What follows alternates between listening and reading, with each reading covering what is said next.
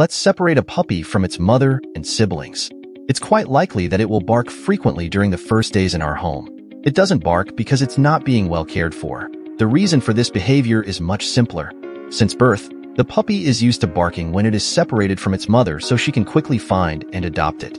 It experiences the same sense of separation, so it resorts to barking to call its mother, making the separation as bearable as possible and ensuring the little one develops well. The most recommended practice is for puppies to stay with their mother until they reach 2 months of age. Thus, the fact that a puppy barks more in the first days when it is with us is completely normal. What you need to do is help your little friend adapt to the new life as soon as possible by providing basic care and offering all your affection. Now you will know what those care steps are. A puppy may bark at various times of the day when we have just adopted it, which is quite normal. But when it is already an adult, it is important to stop, listen, observe, and try to understand why it is barking. If you notice that the barking started out of nowhere, the first thing you need to do is understand why it is barking and see if it feels any kind of pain. To determine this, observe its body and see the reaction. If it complains when you touch a specific part, that response is a sign that you need to seek a veterinarian immediately. Just as cats have different types of meows to convey something, dogs also have various types of barks depending on the cause. If you have ever tried to take your dog to the vet and it started making loud, deep, long barks, that reaction is typical of a stressed dog. One of the main symptoms of anxiety in dogs is barking. If your dog doesn't spend many hours alone at home, boredom and loneliness can develop into anxiety that must be treated immediately. Typically, excessive barking is accompanied by other behavioral problems, such as chewing on furniture or hyperactivity. It may seem like a simple question, but if your dog barks, has everything it needs, it is possible that your dog is hungry beyond the daily food portion. To request more food, you need to provide a specific amount of kibble according to its weight and size. Check the packaging or ask your veterinarian. It is through barks, affection, and even licks that dogs greet us when they see us.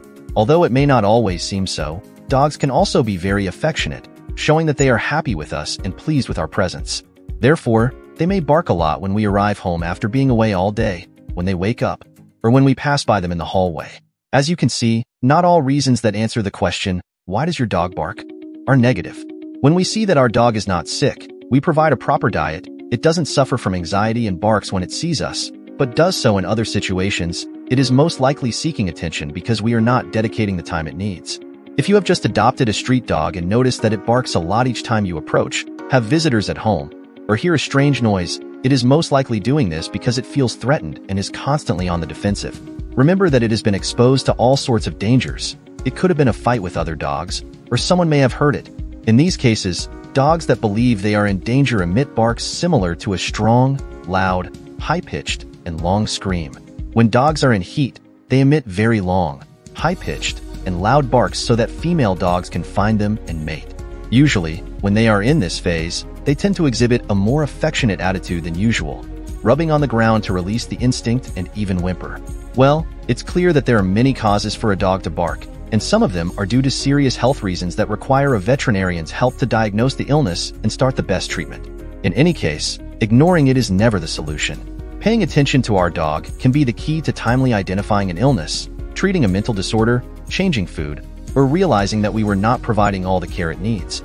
Today's video ends here. We hope it has helped you better understand your puppy. Don't forget to like, subscribe to the channel, leave your